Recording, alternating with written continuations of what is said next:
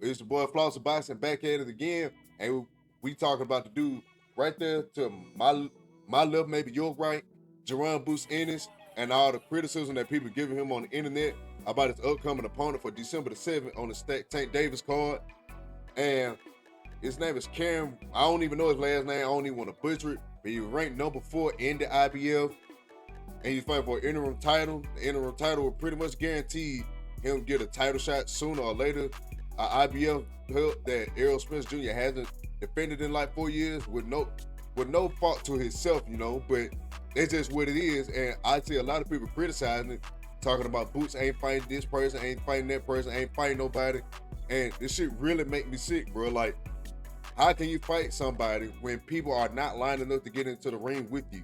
I don't think people really understand that nobody is trying to get into the ring with this man, and somehow he gets all the blame because he's ducked and he's avoided.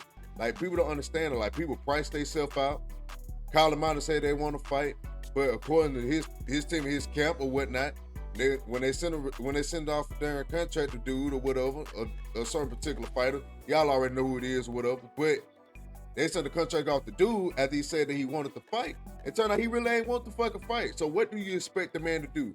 Just sit still and wait for one of those champions to give him his turn, or stay busy, keep improving, get better, earn an interim title that can lead to a regular championship or a world title fight, bro? Like, what do y'all expect? Like, the same people that criticize his resume and the people he fight be the same people that campaign for motherfuckers that don't fight nobody at all, bro. Literally. This whole generation is full of people that don't fight each other, right? So you can really say that about everybody, bro. So it's either you're gonna be on one side of the fence or the other, bro. Are you one of the people that ain't fought nobody because people don't want to fight you? Or you one of those people that ain't fought nobody because you scared to get in the ring with somebody? And I feel like he's one of those people that if somebody actually signed the contract, he's gonna get in there, and more times than not, he's gonna kick ass. I feel like that he could beat anybody in the welterweight division on any given night right now. And honestly, I feel like if you're gonna beat Jerron Bootsennis, you're gonna have to do it now, because the more experience he gets, the more and more that he goes into his man body and gain more, like, you know, ring experience, basically, like I already said. The more experience he gain and the more he grows into his man body and whatnot, and the more fights he get under his belt, the worse it's gonna be for the people that's sitting at the top. So either they're gonna have to vacate or get out of the division, basically, because, bro, the truth for real, bro, and everybody that knows it. And if you don't say that, you're tripping. Now, to say he's not proven is one thing, but to say that this man is not good because he hasn't had the fights to show it yet, with it not being his fault at all, it's idiotic, it's stupid, it's dumb. I question your eye for boxing, right? Because, you know, every once in a while, it's gonna be a fighter that comes along that ain't fought nobody because people won't get in the ring with him, but you can see from the eye test that he got the goods. He's everything that you're supposed to be as a transformational boxer, once in a generation type of boxer that I feel like that he is. And I'm not the only person that feel like that, but I just feel like it's a lot of people that go against the grain when it comes to picking a specific boxer, and they do it just because, bro. They literally do it just to go against the grain, just to do it, bro. Like, they one of those people that when everybody like this person, they're gonna be the one person. They be like, okay, I don't like this person, and just hope that they be right about one person, so they can get like a little clout off for it, or they can be like, see, I told you so. All that shit's stupid, bro. Until somebody show me that Boots ain't the whole thing, bro. Quit saying that the man overrated. It's a difference in being overrated and unproven due to the lack of competition willing to get into the ring with you and actually fight you. It takes two people to make a competitive big-time fight.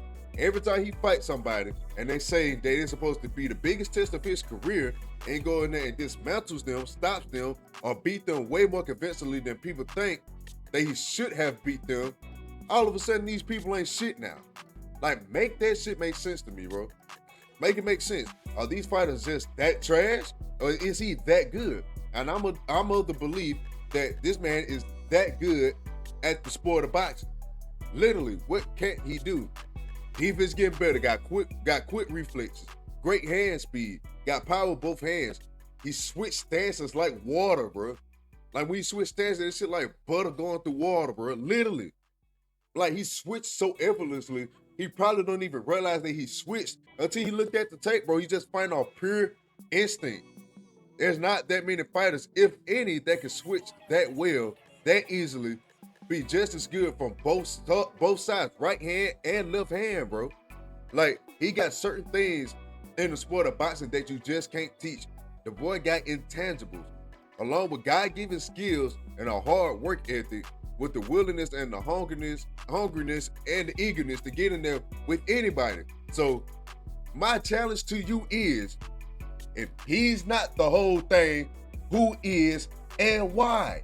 The only person I legit can feel like can beat him probably, and he got to do it before it's too late too, is Errol Spence. Errol Spence is the only person that I feel like that can beat him, because even though he says that him and Taz had different styles, which they do, it's a more favorable matchup for him to fight Terence Crawford, just due to the fact that Terence Crawford likes to download data, which would give Jaron bootsennis time to think and figure you out and figure out how to beat you.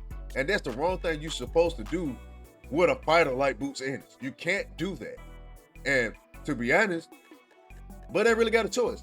And it ain't a fault of his. It's just they're similar in the fact that if you let either Boots or Bud think for too long, the IQ is so good and so high that they're gonna figure out how to beat you, because they're just that good from a boxing aspect and an IQ standpoint.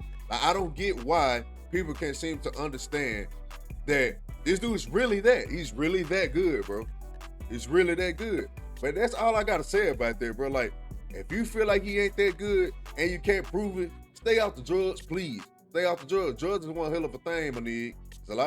There's a lot of people in that AAA or that AA rehab class, because they can't admit to their wrongs and the faults that they have. And have one fault that you would have as a boxing fan is to think that he's just some regular fighter. He's not a regular fighter at all.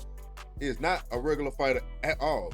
And you should be able to see that before he wins championships. Because once you wait, after this video come out and he destroys the next opponent and the next opponent and the next opponent or whatever, and make a big name for himself, you're gonna be a bandwagon fighter, because nothing's going to change besides him having a belt. He's still gonna be the same thing then that I can already see with my boxing eyes now. Whether you box, coach, or you just a diehard fan, the film doesn't lie to you. I don't care who you are. The film is gonna say the same thing every time. It's up to you to open your eyes and your mind to see what really is going on in the ring and see how talented this dude is. You gotta be able to look at boxing from an unbiased lens, and once you're able to do that, you'll be better off in life, bro. I promise you. Once you look at it without a vendetta or a bias towards another fighter, or feeling this type of way because he's a threat to your favorite fighter or whatever, you'll be able to accept the fact that this dude is great, and you just gotta live with it, bro. You'll be able to accept that shit with no problem at all, bro. If anything, if you're a real fan of the sport of boxing, you should have no problem accepting the fact that Jaron Ennis is not only the future, but he could possibly be the current if he actually get a shot to show it and prove it to the world. But it's your boy Flosser Sports TV, and I'm out of here, bro. I'm out.